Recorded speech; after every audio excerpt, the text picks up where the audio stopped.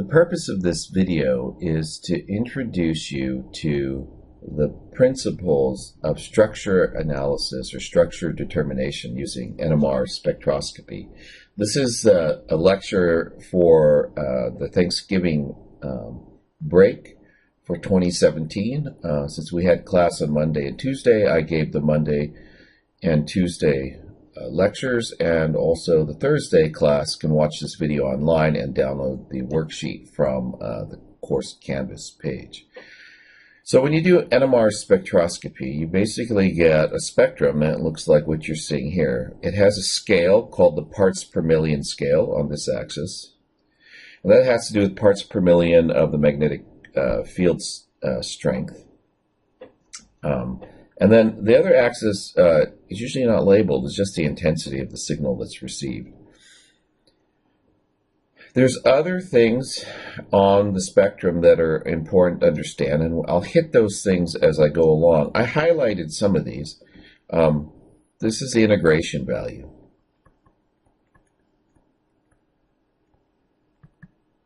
So this is an integration value of 1, and this one's an integration value of 9. The other one's an integration value of 9. I have dead pixels on my screen, so I can't actually highlight that very well. But that one over there is 9. And you also get the multiplicity, and the multiplicity is given up here, the legend. And so it's singlet, doublet, triplet, quartet, or a multiplet. And typically, when you get a multiplet, you can't make out for sure how many peaks there are, so we just, anything above 4 peaks we would call a multiplet. So this signal here is a multiplet simply because there's so many small peaks there. And the other one's a doublet because it's split into 2 peaks. So this is the process that you're going to go through when you do like a structure determination, and this is true regardless of what type of spectroscopy you're using. If you're given the information for percent composition, okay, what you'll do is you'll determine the formula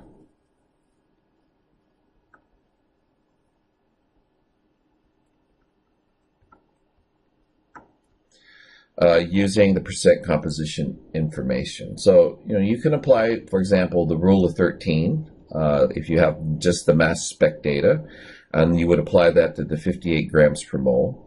Or you can do your empirical formula analysis, and I know it's been a while for some of you since you've done that, so what actually I'm going to do is work that out on the next page. So you determine the formula, you determine the degrees of unsaturation.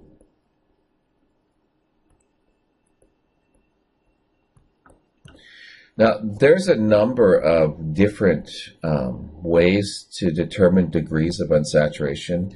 I've always found that it's better to introduce this slowly so that you learn the concept of degrees of unsaturation, so that in case you forget the formula, you can always work that out on your own. So the degrees of unsaturation, if you remember, for a saturated compound, that's 2n plus 2, where n is the number of carbons. And so if you apply this rule, that tells you how many hydrogens you should have on the compound. If you then subtract the number of hydrogens you do have, so you have the 2n plus 2, and then you subtract the number of hydrogen you do have in your formula, and we'll do that on the next slide. What you'll find out is that you'll either have 0, 2, 4, 6, 8. You'll have some number of hydrogens that are missing from the compound. Every 2 hydrogens equals 1 degree of unsaturation.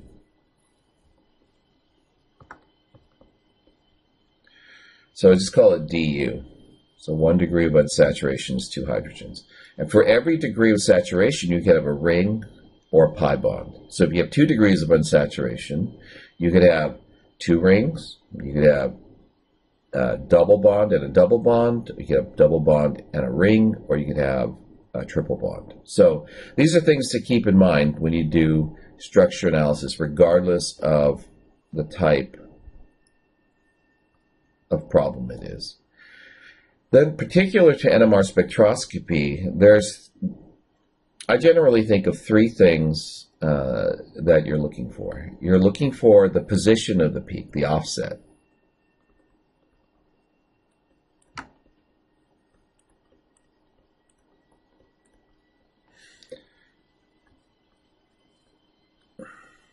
You're also looking for the integrations.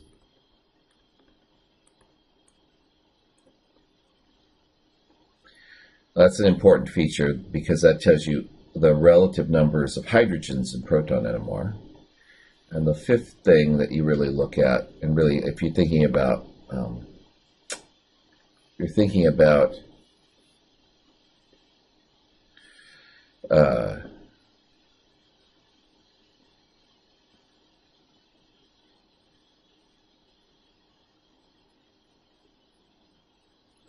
so you're looking for, the next thing you're looking for is the multiplicity.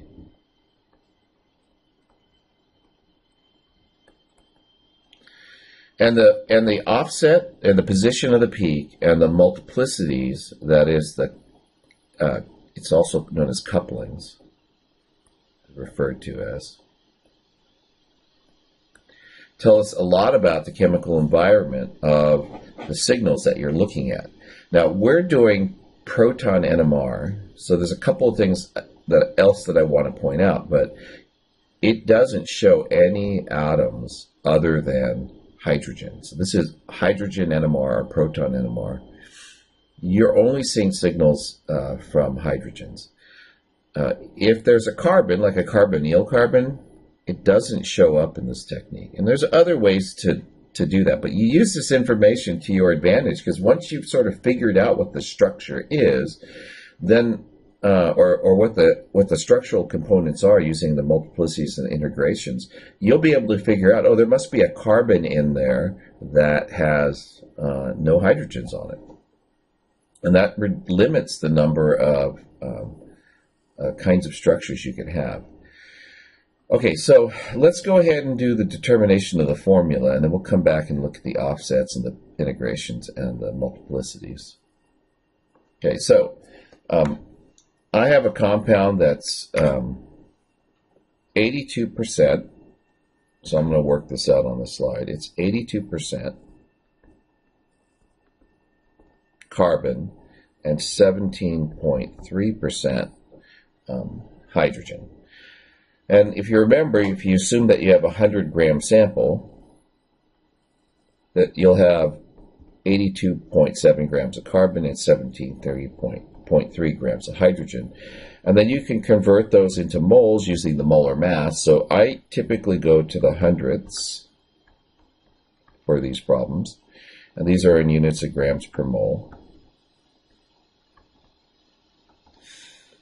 And you'll end up, if you run this through your calculator, getting 6.886 moles of carbon, and you'll end up getting 17.129 grams of hydrogen.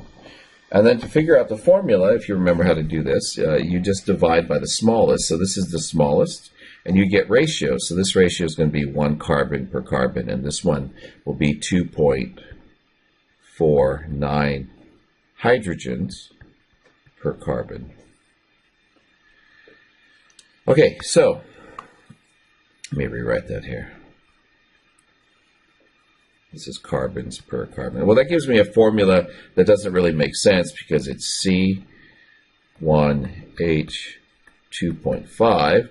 So we know that we can go to C2H5. We'll just double that. And then if you look at the molar mass, which is 58 grams per mole, then what I can figure out is that there's 2 of these per every formula, so I get C4H10. Now, applying the 2n plus 2 rule, if you do that here, there's 2 times 4 plus 2. That gives me 10 hydrogens. That's the number of expected hydrogens. And then we know that we have 10 in the formula, so the difference is 0, so there's 0 degrees of unsaturation in this problem. Now that represents a number of different formulas. Now if you actually sit down and just fiddle with it, you can come up with a handful and then isolate it. But I want to treat this problem more like you would a larger problem. That is, don't go trying to put together every possible structure. What you want to do is put together the pieces and try to, from the pieces, assemble a larger molecule. If you had IR data or mass spec data, you would either look at the fragment data or you'd look at the peak data in IR, and you could determine what kind of functional groups or substituents were on the compound. And that is part of the key to solving some of the larger problems. You look to see what you can limit in terms of the types of structures you have. For example, in this structure, if I did an IR spectra, I would only get alkane because there's no oxygen or anything. But if I had a carbonyl in there and a degree of unsaturation, that would show up in the IR spectrum. If I had an alcohol, that would show up, or a carboxylic acid, that would show up in the IR spectrum. And just by eliminating those atoms from the list of possible atoms, the C4H10, just by eliminating those atoms from those, from the unknown part, greatly reduces the amount of variability you have in what the final structure is. Okay, so how do I use the rest of the information? So I'm going to back up here a couple of slides, actually. I'll post this little presentation as well with the notes. I have a correlation table, chemical shift tables. Like you have correlation tables for IR, there's called chemical shifts tables for NMR. And for proton NMR, particular types of hydrogens give signals at particular places.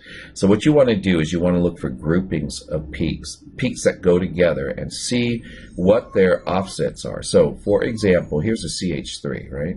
CH3 hydrogens are typically found in the range of 0.9, CH2 around 1.3, and CH around 1.4. If you have it, and give you an example, if you have an oxygen attached to the compound, then the offset, the signal comes out around 3.3. One of the things that I generally tend to rely on is I don't typically try to memorize all these different possibilities. What I typically do is I say to myself, oxygen is plus 2.5 from where I expect it to be. So if I have a CH, this is about 2.5 from where it's supposed to be. And then if I have a, for example, a carbonyl like this, and then H is here, these are about plus 1 from where they're supposed to be. So if you look at this one, right, and then you see that it's 2.1. Well, that's a methyl group, which is at 0.9. And you add about 1 to that. Go back. You add 1 to that. That's my expected offset. That's going to give me 1.9, which is reasonably close to the 2.1. And that keeps me from having to remember lots and lots of information. It helps me like look at spectra a little bit, look at spectra and see them a little more simply than a little more complicated. All right, so let's scroll on down here and look at my peak groupings. Okay, so my peak groupings are here. Now, how do I know that that's a group? Typically, there's some symmetry features to peaks that are a group. And in this case, right, it's at about 0.9. It looks like it's split into 2 peaks, and this one is a whole bunch of little peaks that are related. You can see that pattern. If you look at the way the pattern of the peaks appears, it actually follows Pascal's triangle. So you have 1 peak, or you have 2 peaks that are the same size, or you have 1, 2, 1, where you have 3 peaks. So this is a singlet, this is a doublet, this is a triplet. In a triplet, the middle peak is twice the height of the side peaks. And then you have a quartet, which is going to be 1, 3, 3, and 1. And I don't know if you remember how to do Pascal's triangle, but basically you add these two numbers like this, and that's how you get the 3. And then a quintet, if you were able to see it, would be 1, 4, 6, 4, and 1. But we don't usually, this falls in the category of multiplet. But this is how you tell that peaks are part of a group. That there's a pattern there where the heights match, for example, what you see in this Pascal's triangle. All right, so let me just put that up to the side as a gee whiz, that's cool. And if you go back into the NMR lecture videos, it talks about how that pattern gets generated by in the interactions of magnetic moments of protons and of adjacent carbons. But anyways, I'm going to leave all that theory stuff for another time. Okay, so I have 2 peak groupings here. I have also the doublet. I have a D9. And what I know about the 9 is this, in NMR spectroscopy, that's proportional. The integration is proportional to the number of hydrogens in that group. So a 9-to-1 ratio is what I have for these hydrogens. Okay, now, let me make a quick point. If there had been twice as many of these hydrogens in the multiplet, the ratio would not have been 9-to-2. It would have been 4.5-to-1, and you have to work out the whole number ratio that tells you the correct whole number ratio of one type of atom to another. Now, another bit of information to keep track of is this gives me 10 hydrogens, and that's actually the hydrogens that are in the compound. Remember, the formula for this came out to be C4H10. So this actually represents all the hydrogens. The other thing to make note of is from the offset of 0.9, that is for this grouping here, right? This is at about 0.9. What I can say with a fair amount of certainty, and this is really just for methyl groups, okay? I can say with a fair amount of certainty that that's a methyl group. So what I'm left with is for this doublet with integration value of 9 at 0.9 ppm, that's probably related to methyl groups. So a methyl group has 3 hydrogens in it. So I know that in my structure, I can reduce it down, some of it to this. And I'm going to actually draw all these out. And in class, I go over the post-it note method. And in the other example I posted, I used something similar to the post-it note method by generating the parts of the structure in a drawing program and then piecing them together. Okay, so what's the, sorry about that. What's the other bit of information I have? So there's 3 of my 4 carbons and 9 of my hydrogens. What's left? That's one of the things you have to think about. And, well, all I have is C with a hydrogen on it. Now, you notice I drew these stems on the carbon with nothing on them. Those are where you could bond things. And if you look at this now, you can already see what the structure probably is. It's not N-butane. It's going to be this connected to here, right? This connected to here, and this connected to here. And in the post-it note method, you would flip those around just to verify that's how it sticks together. And then what you have to do is you have to go back to the spectrum and explain like the bits and pieces. So you draw, we're going to draw on the spectrum, C in the middle, like this. I put my CH3s, you don't have to draw them all out. The drawing them all out is just for the putting them together. That's my proposed structure. Now you have to explain everything, okay? So I haven't talked about why the groups look like they do, but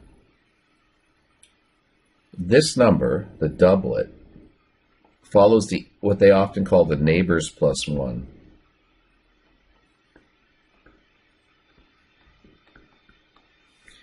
So a doublet is 2.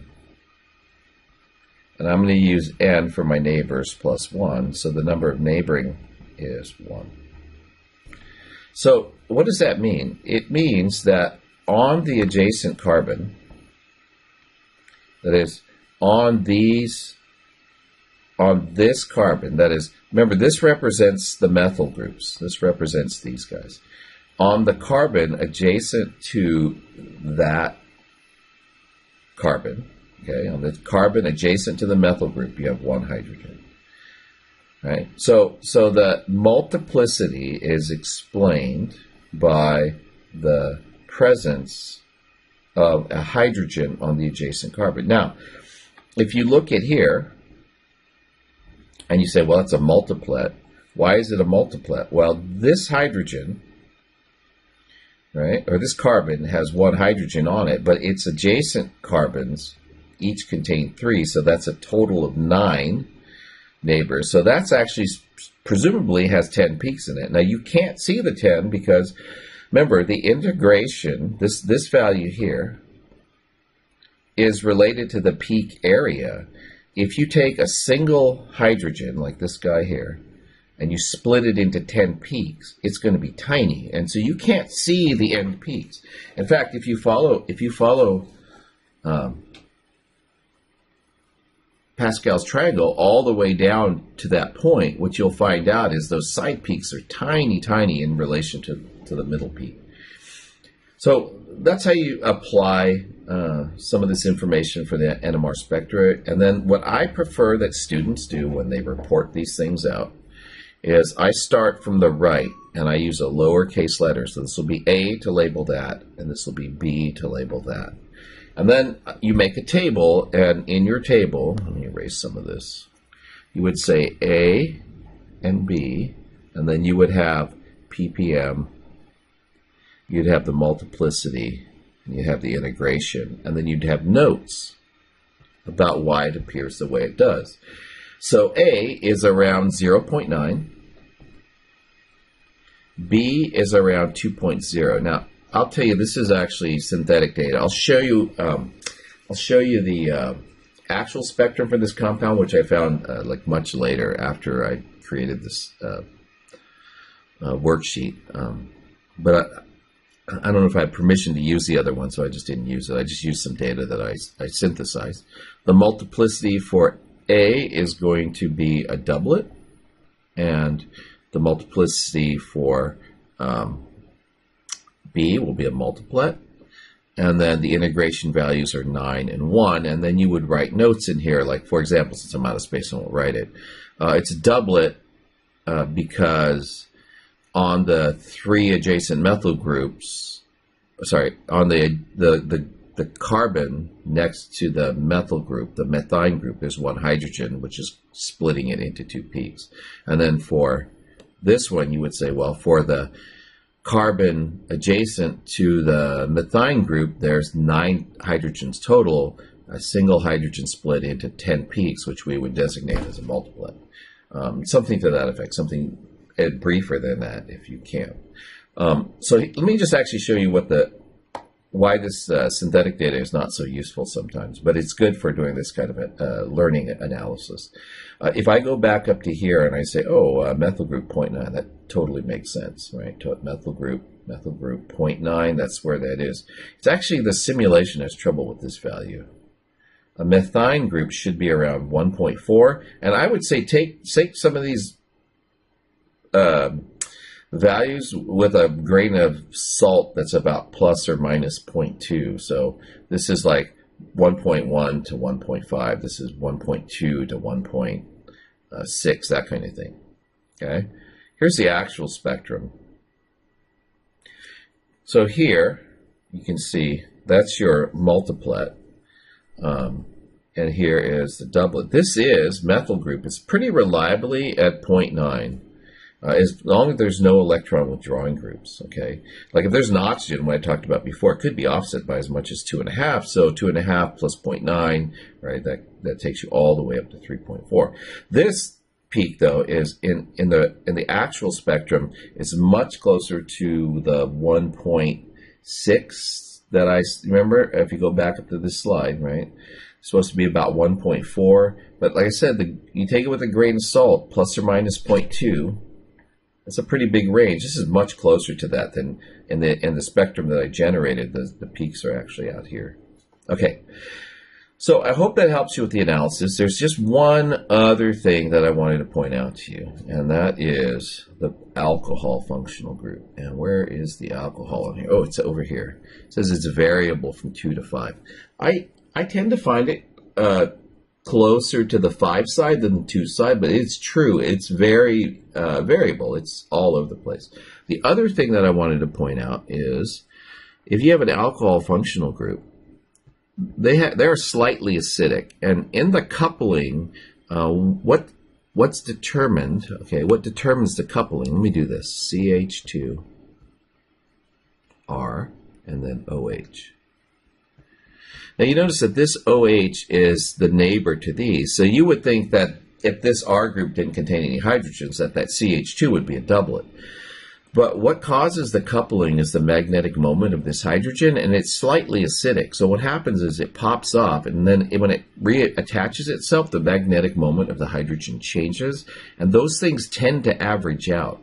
So where you expect, typically like for an alcohol or for a singlet, to be like this, real narrow, for an alcohol, the singlet is much wider.